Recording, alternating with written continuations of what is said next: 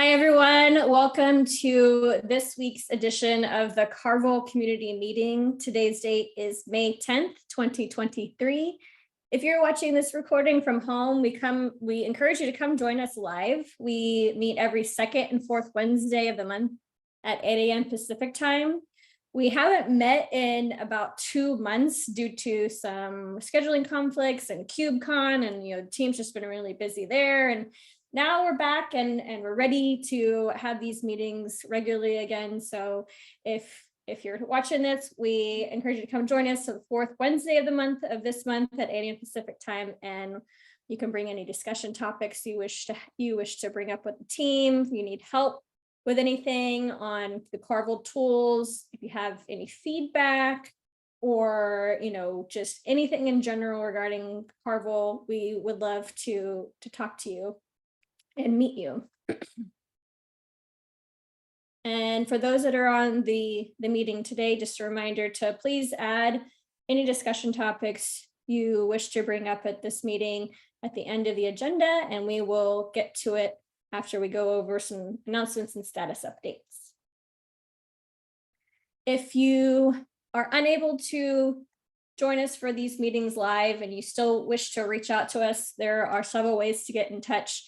You can find us in the Carvel channel in the Kubernetes Slack workspace. You can email us, and you can find us on any one of our project repos in GitHub or on Twitter at Carvel_dev.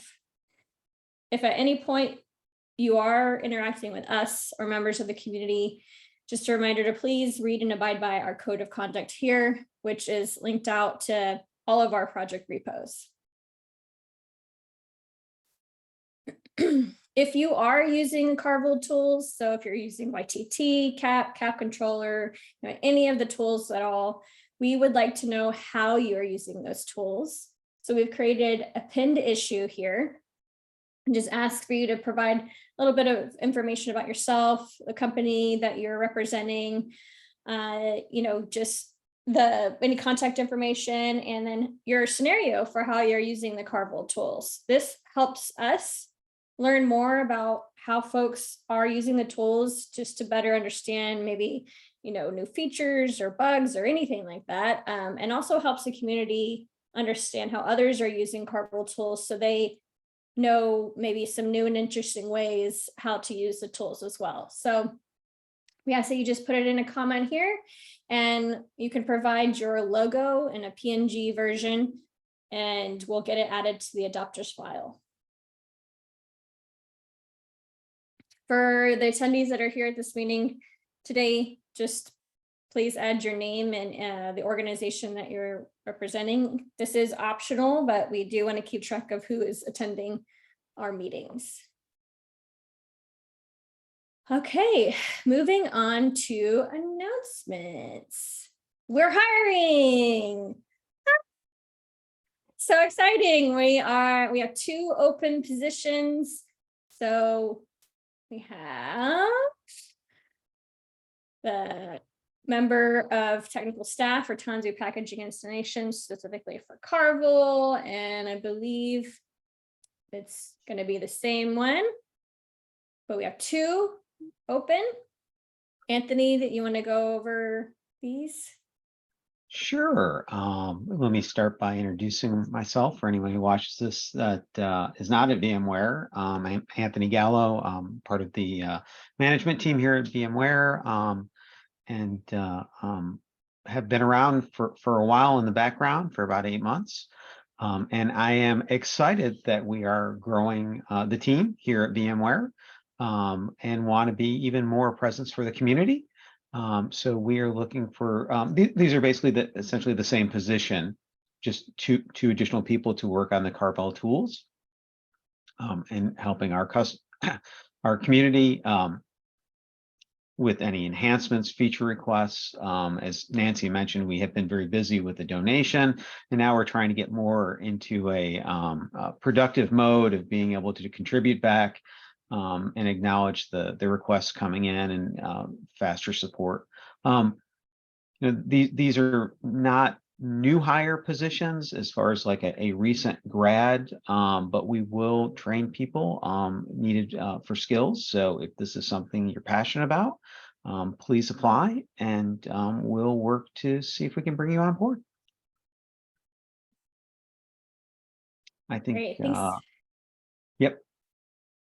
And for location, it is specific to India. Is that correct? Yes, yes, both positions are Bangalore area.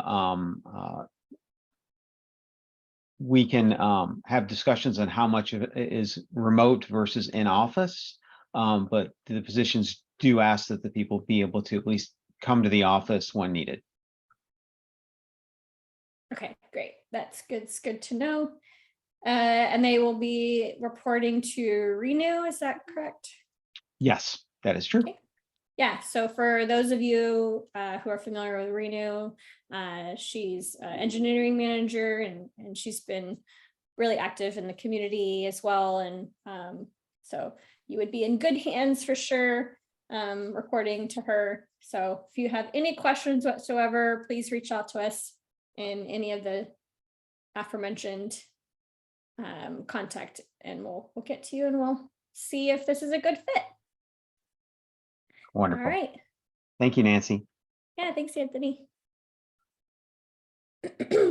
All right, so another announcement is we have a new mailing list. So we were using Google Groups before, but now that we're CNCF Project, we have a fancy new mailing list. So we are going to be no longer using the Google Groups. We're moving over to the CNCF mailing list. So be sure to click on this list if you want to stay informed of all the up-to-dates for Carvel here. So click on that, and then once you're on that page, it'll have a little button in the middle saying join this group, and you'll be added. So all right, as far as releases go, looks like we haven't had any big releases. Hey, Nancy, one quick question. Oh, hello, Renew. How's it going? Hey, yep, I missed the time. I thought it is 9:30 and then realized, no, it's 8:30 our time. No worries. What was the question? This mailing list that we have already some existing people in the existing group. So will that be automatically, will we be doing something to transfer these people to this new mailing list? No, we will, email them and make sure that they know to move over to this list, and we won't be automatic, like we'll be still using the Google Groups as like a CC, but until we feel that everybody has been informed enough and they've been able to move over, but we won't be able to manually move them over. Great. Good question. Okay, any other questions or comments on the announcements before we move on?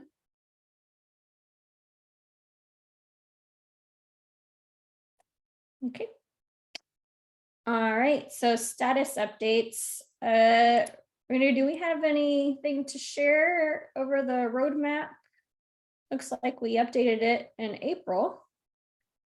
Yep. So the long-running performance enhancement work that Rohit has been working on, it is under review. There are a few things that we need to close out on that before we merge. So it will probably go out in the release that we are planning May end June first week, is our hope. The kapp-controller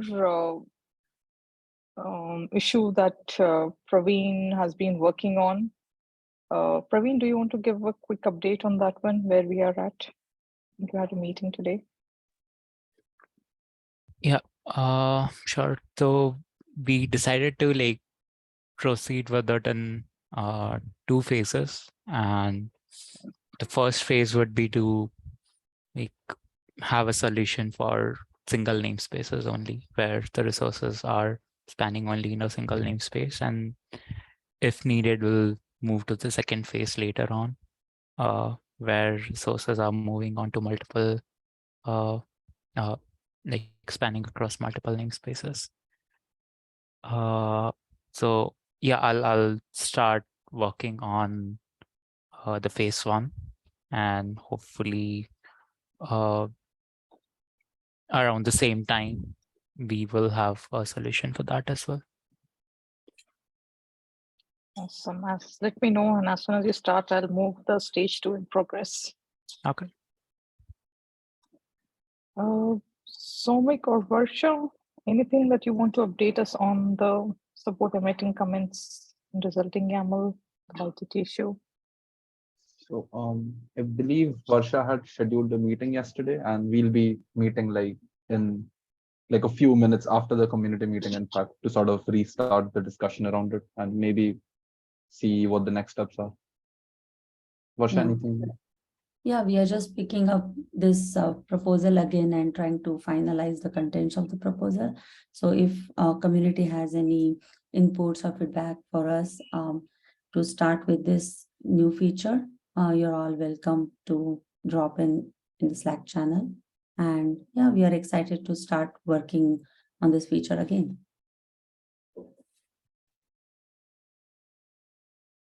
Yeah, so just for this one in particular, this is one of the ones that was highly requested again whenever we put out a survey to the community asking what are the issues that the team should be focused on in the next, roadmap. So, we heard you, and this is definitely something we are actively working on.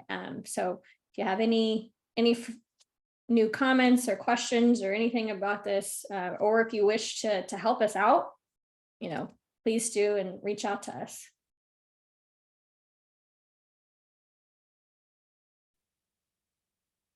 All right, moving on. So I will change the status of that one stage of that one as soon as we have a proposal ready. YTT. The next one, signature and salsa attestation for Carvel artifacts. I think this is still under discussion phase. We do not have a proposal for this yet. So awaiting that. We'll prioritize that once few of the other things are cleared off our plate. Yep. So that's where we are with the roadmap. All right, thanks, Renu. And this one is also one that was the number one thing most requested in that roadmap survey we did. So, this is, we're going to hopefully get to it as soon as possible. But if you have any desire to come help us get that off the ground, please let us know.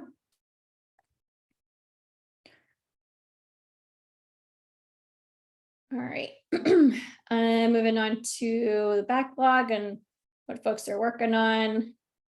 So with Cap, who is able to give information on that? I can. So this is an issue that has recently come up several times in Slack channel, and basically when we are using Cilium and Cap together, what Cilium does is it copies the labels from pods to the Cilium identity resource that it creates for storage purposes.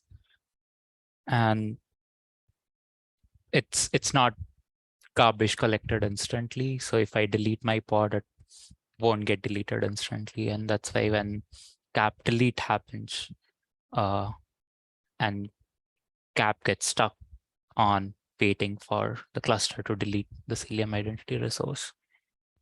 And since Cilium is also being used widely, we would want to support this out of the box in cap.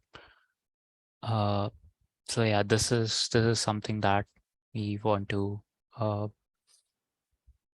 they work on, I guess, high priority. Yep.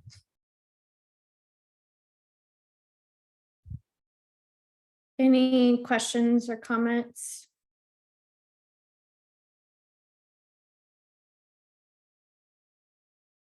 All right, thanks, Praveen. We went on to YTT. We already went over this, but for the roadmap portion, but if there's anything else folks wanted to share on that. No, nothing much. Just we are going to pick this proposal again, and the work is in progress for this feature to include in YTT. So if community has any comments, feedback, please reach out to us via our Slack channel. Your feedbacks are welcome, or any questions if you have, please drop that in the Slack channel. And then we have a GitHub issue as well for this. Great. Thanks, Varsha. All right, moving on to discussion topics. Automating releases of Carvel tools by configuring the GCP cherry pick bot on all our repos. Yeah, so this is something what we are thinking to streamline the release process for our OSS releases. And the Git cherry pick bot seems to be a good candidate to try out configuring on all our repos. So we are trying to pick this up and apply it on all our repos. If anyone has any feedback on that or any comments, if they have used that in their projects, you're welcome to share your feedback as well. So yeah, that's it about this discussion topic. We'll be implementing that probably in 1 or 2 days.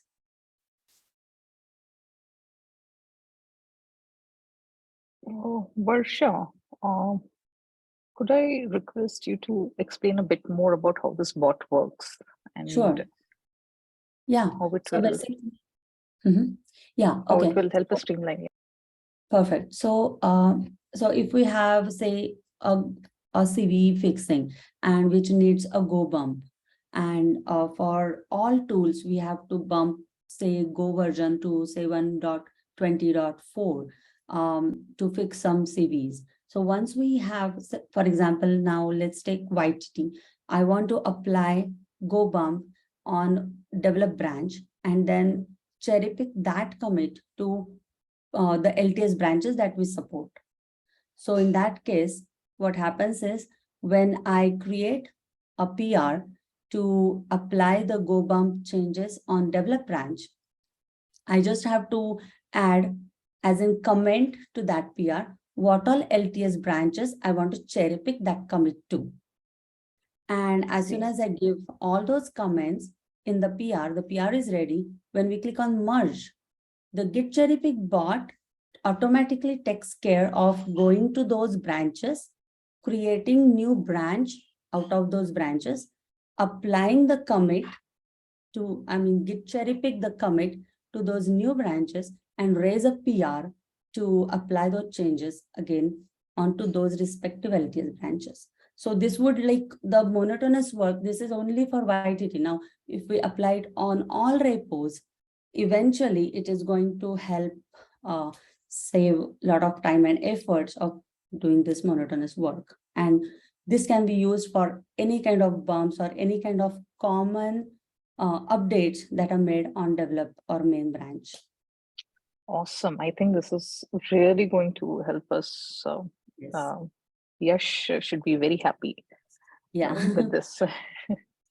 Yeah, so we tried like Praveen and I had a discussion on this, and we tried applying this on our temporary forked repo, and also I did POC on my own personal repo, and I verified it is working fine on those repos. So now it's a matter of applying the same thing on our repos and see how it works.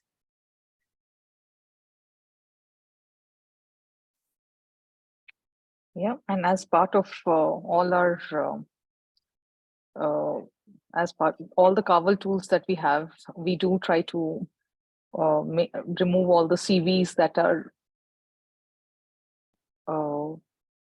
identified in our daily scans, and Yash is handling that part where he does the scans on all these repos, checks the scans, sees if there are any vulnerabilities which have been identified, and create PRs to remove those in develop. And with this, I think it will help the other branches. Awesome. Definitely. Yeah, it's a really helpful tool. Super cool. And Varsha, did you just like come across it and just to see how to help out with? So actually, when we were working on CVs last time, or on all those releases, we kind of faced a lot of issues of recreating or monotonous work of these raising PRs and waiting on those to get merged and then do the OSS releases. So we all as a team came together as in a retro and like brainstorm some ideas. And then I think Rohit or Praveen or someone from our team only came up with this kind of bot, which is present outside, and that was mentioned in the issue. So like later on we picked up and looked at it. It's like everyone in the team was looking forward to automate this stuff. Yeah, that'll certainly save a lot of time. And yeah, Praveen says it's used by Argo, and that's where he had noticed it for the first time. Oh, it's Yeah. super cool. Awesome. Yeah, thanks for bringing it up, Praveen. And so there are few other steps in automating this release process also we are looking at. So that would come up in our next meetings probably. Great. Any further comments or questions on this? Not on this. However, I would want to add a discussion topic probably for the next time, which would be to see if there are any tools that we can use for code coverage, and what are your thoughts, all of your thoughts on having checks on code coverage for these tools. But maybe a topic for next time's discussion.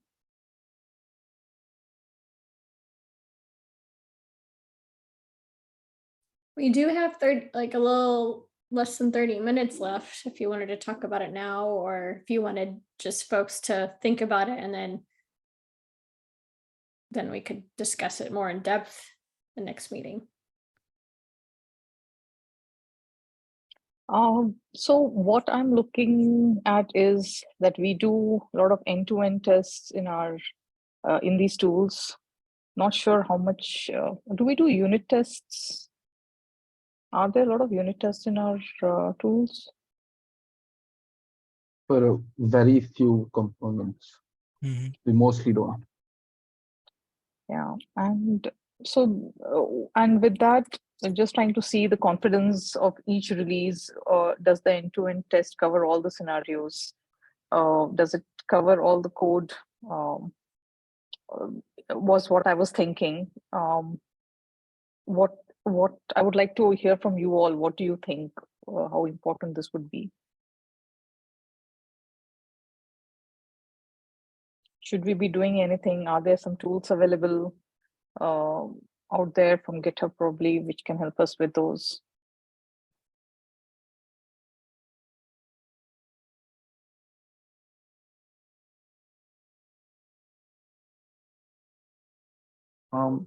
If you're talking about code coverage specifically, I think what could make sense for us is to, if we do introduce a bot which keeps track of it, right, we should make sure that it does not reduce. But I'm not sure how much value we would add if we sort of push for a higher code coverage after adding the bot, because we do have a lot of bits that cannot be unit tested, and making those, like rearranging those in a way that allows unit testing will add a lot of turn. And but however, our E2E tests do ensure that every user-facing test case that we can perform is tested. But I guess we need to play around with a few of these tools to see how how the results look like, I guess. Yeah. Okay. More maybe next time. I need to also do some research whether it will add value or how much value it will add. What would be, who would be interested in seeing this information? I'm definitely interested in seeing this information as an engineering manager. But others outside, if they would want to see. Yep. Helps Yeah. with the release process also. Gives more confidence. And if anybody out there in the community watching this has any experience with stuff like this, let us know if you have any suggestions. And Rena, we can also post in the CNCF maintainers circle and see if there's any recommendations or experience there for if anyone has any tools or anything like that that they found useful for something like this. Yep. Okay, any other discussion topics? Anything else? Something real quick, actually. I was actually gonna message you later, Nancy. I remember you had sort of asked around about what we can do to be able to push packaged repositories onto Artifact Hub, right? Like, Yes. I was sort of hoping to pick that up again because I remember we might need some changes on our side or on their side. So I was just wondering what the right place would be to sort of have that conversation. We should create an issue in Definitely. the main Carvel Okay. repo. And I think, we need to start I know like if there's the community has created any sort of packages, if they have their own that they can add.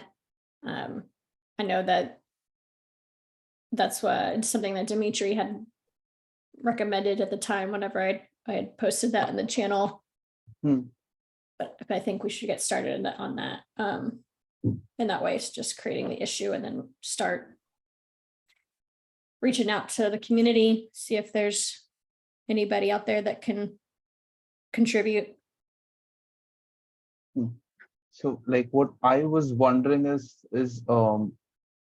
does Artifact Hub maybe need to make any tweaks so that when someone pushes a package repository, like a tiny Carvel logo shows up, like it does for let's say helm charts, right?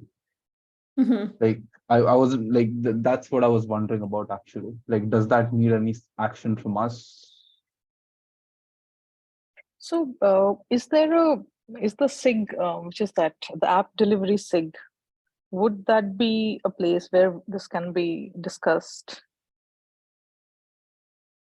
I was hoping there would be like a Slack channel for the Artifact Hub folks, like whoever maintains this.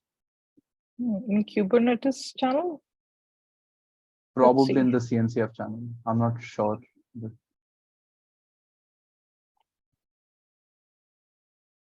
Yeah, let me see who. I can add S to TOC.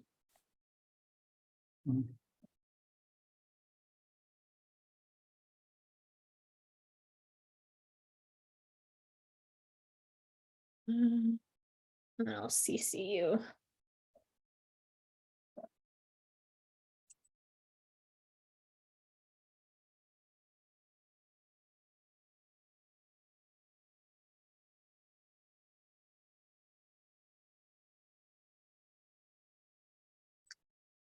Yeah. So there is Artifact Hub channel in CNCF. oh,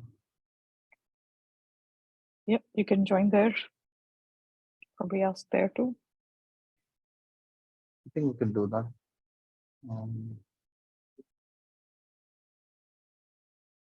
Matt Farina. Who is judge?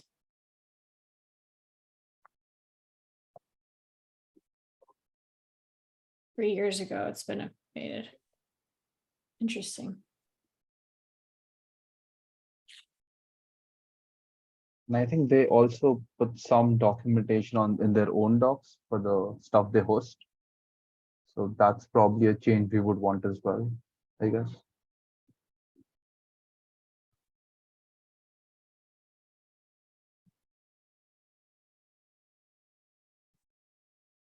So let's discuss this a little more, Somik. I'm Yeah. trying to understand why would we, or why would Artifact Hub be interested in doing this also, right?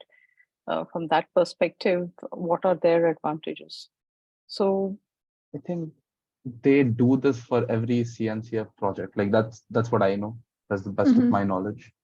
Like Yeah. there's no gate to entry per se. okay, Yeah, so it's a web-based application that enables finding, installing, and publishing packages and configurations for CNCF projects.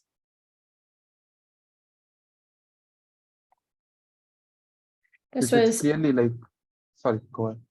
I was gonna say, this was Dan Cohn's kind of like he's the one that started the project and wanted to put it off the ground, just for a place for folks to know how to best utilize all the projects in CNCF.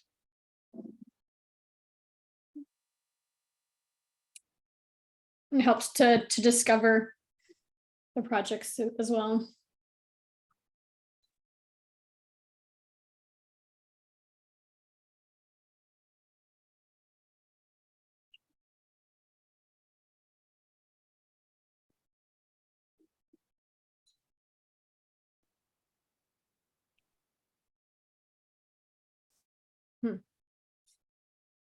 I know him.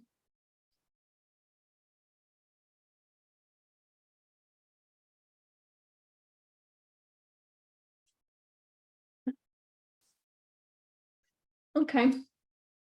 Well, I tagged you in my question in the TOC, and then with Matt Farina. Thank you. Okay. All right. Anything else?